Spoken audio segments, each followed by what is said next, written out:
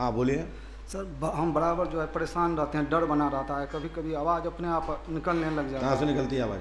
ऐसे जैसे ऐसे कभी जोर से अभी अच्छा, निकल। मौत से चिल्ला जाते हैं? हाँ, डर अच्छा, कभी कभी होते रहता आपके है। कोई देवंत, कोई देवता आपका पुजीरू? धर्मराज गोसाई है जिसको हम पूजा भी करते हैं डेली अभी। किसकी? गोसाई को निपते हैं घर पे। माइक रखिए। आपने तो बताया नहीं किसी को। धर्मराज गोसाई बाबा नाराज हैं, वही आप पे आ रहे हैं, गुरु कृपा होगी, आशीर्वाद है। आंखें बंद करिए। तत्काल आवाज आ रहे थे, चलो तेईस से। और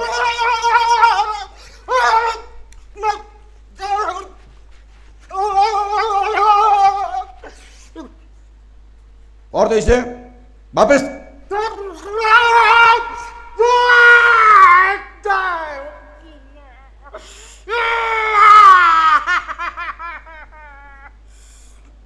क्या बात है, क्यों परेशान कर रहे हैं बच्चे को?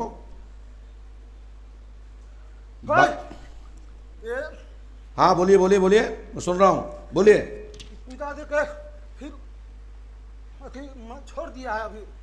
तो पूजना चाहते हो? शांत हो जाओ, चल प्रणाम कर। स्टॉप।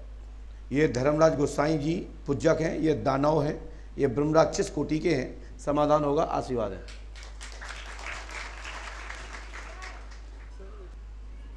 ठीक है, हनुमान जी कृपा करेंगे, गुरु कृपा होगी, आशीर्वाद है। आपको ऐसा करना है, इसमें 180 गेहूं के दाने, 182 चने, 178 लाल गेहूँ, 7वां उतार करके अपने बाएं हाथ में बांधे ना, ये शक्ति खुल के आने लगेगी और कृपा करेगी, आशीर्वाद है। क्या करो फिर हम बताते हैं, ठीक है? हाँ, ये करने से दो काम है। ये पूजा इसलिए बताई गई है कि ये दानव इसके ऊपर है। दानव आने से इसने पूछा नहीं है, इसके मन में जो थे, जिससे परेशानी जो आ रही है, उसके पीछे कारण यह है क्योंकि ये अविवाहित है। वो दानव शादी नहीं करने देगा, क्योंकि वो खुद भी इस तरह से ही मृत्यु हुआ था और राक्षस प्रवृत्ति का है, और वो इसके अंदर प्रवेश कर रखा है, तो संबंध नहीं होने देता है।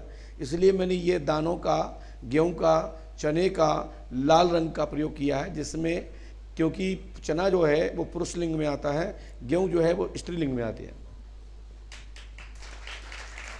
कारण गेहूं का पेट चिरा हुआ है, तो उसको बी तत्व कहा गया है। उसको ऐसा कहेंगे कि योनि तत्व स्थापित है, और साथ में जो चना है, जो नोक निकली है, वो लिंग रूपी स्थापित है।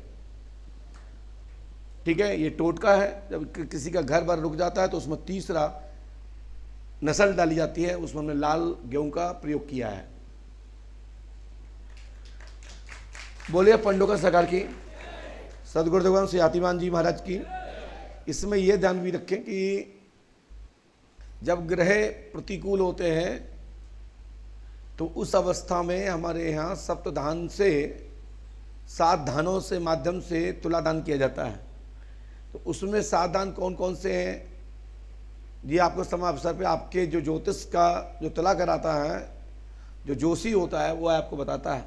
और उस दौरान इसका जो टोटका का बड़ा महत्व है तुला का। ऐसे मान के चले कि बड़े बड़े अनुष्ठान का जो पुण्य मिलता है वो तुला का मिलता है। हाँ, तो उसमें एक जो शाखा है, जो हमारे बंगाल की कुछ क्रियाएं जो प्राचीन कामाख्या आसाम क्षेत्र से जो निकली हुई हैं, उसमें से ये विशेष कार्यदायक पूजा बताई गई है। बोले पंडों का सरकार की।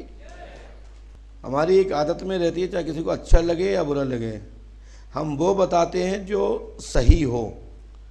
शेष हमारे लिए पक्ष क्रमांक 1 हो, चाहे पक्ष क्रमांक 2 हो, चाहे सहायक परिवार हो, मैं नहीं चाहता कि मेरे बताए अनुसार वो कार्य करे और उसको हानि हो। तो प्रयास हम ये करते हैं कि जो कार्य हो वो लॉजिकफुल हो, और जब कोई बात करे तो हम सिद्ध कर सकें, हम वो प्रयास करते हैं। कुछ लोगों की आदत होती है कि काम के काम और फिर मीन मीक निकालते हैं। तो ऐसे लोगों के कारण ही कई क्रियाएं, कई पूजाएं, कई पाठ अनुष्ठान, कई प्रकार की गतिविधियां जो होती हैं अनुष्ठान की, वो ऋषि परंपरा के द्वारा लॉक लगा दी गई हैं। कारण कि लोग स्वार्थी हैं, और फिर उसके बाद अनेक प्रकार के बिंदु क्वेश्चन मार्क खड़ा करके उस विधा को लोग अपमानित करते हैं। इसलिए हमारे यहाँ मंदिर में जल देना, धूप देना, धूप माने भभूति देना, जल देना आदि आदि और भी उपचार थे वो बंद कर दिए गए। क्यों कर दिए गए? यही नहीं, पूरे दुनिया के मंदिरों में, क्योंकि कुछ हो गया बोले धूप का इन्फेक्शन है, कुछ हो गया बोले वो जल दिया उसका इन्फेक्शन है, कुछ हो गया वो बाबा जी ने फूंका था सो उनकी बारिश फूंक गई उससे इन्फेक्शन बढ़ गया, इसलिए हमारे टॉन्सिल हो गए, इसलिए हमको हमारे छाले हो गए, इसलिए हमको टीबी हो गई, हमको ऐसा हो गया, हमको वैसा हो गया। नहीं, फूंक मारना, झाड़ा लगाना, कान फूंकना और सिर पर हाथ रख करके अंगों का बंधन, रक्षा कवच डालना, ये हमारे यहाँ ग्रंथों में, पूजन बुकों में, अनुष्ठान बुक में और संबंधित विषय की पांडुलिपि जो होती है उसमें शरीर का नख नख बांधा जाता है, एक एक हड्डी बांधी जाती है, एक एक दिशा बांधी जाती है, उस जगह को छू करके ही इशारा करना होता है, तब उस शरीर की रक्षा होती है। यदि किसी को पढ़ना हो तो दुर्गा स्तोत्र में जो है उसको पढ़ के देखें, पता लग जाएगा।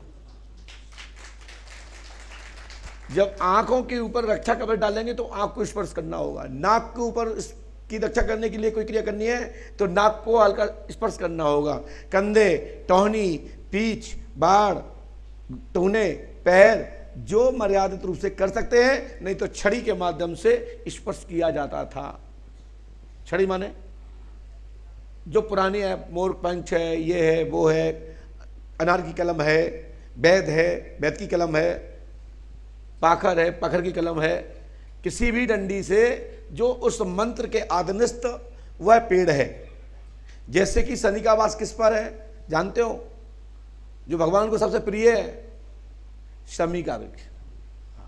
तो शमी की कलम से इतने प्रकार के टोटके किए जा सकते हैं जो कैसे भी शनि नाराज हो, कैसे भी अन्य ग्रहों का चाल बिगड़ा हो, उस कलम को कितने अंगुल की आपके पास होना चाहिए आपके पूजा घर में, और कितने अंगुल की कलम की छाल की भस्म आपके पास होना चाहिए।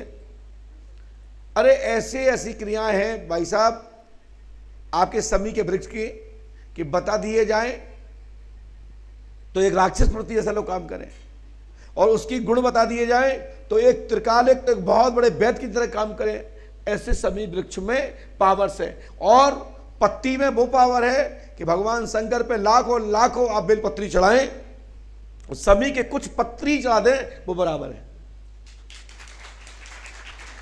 तो मैं आप सबसे कहना चाहता हूं कि हमारे आयुर्वेदिक पद्धति में ऐसी अनेक औषधियां हैं जो पूरे पृथ्वी के वातावरण को बदल सकती हैं, पूरी दिशाएं इंडिकेटर मार सकती हैं। जैसे इलेक्ट्रॉनिक यंत्र के माध्यम से वाइब्रेशन होता है, ऐसे आयुर्वेदिक औषधियों से भी बहुत बड़ा मंडल में परिवर्तन किया जा सकता है। ऐसा आयुर्वेदिक मंडल के कुछ सूत्रों में ऐसा संकेत है जो मंत्र के साथ कार्य करता है।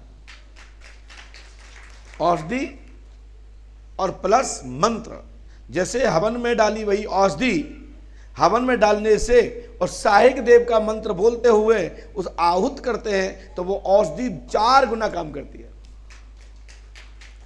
और वो औषधि को अकेले जलाने से 1 गुना लाभ मिलता है, मंत्र का पावर मिलने से कई गुना मिलता है, और श्रद्धा से उसको डाला जाए मंत्रों के साथ तो ये मान के चले कि उसकी गिनती नहीं, कैलकुलेटर फुल हो जाएगा, इतने तेजी से काम करता है।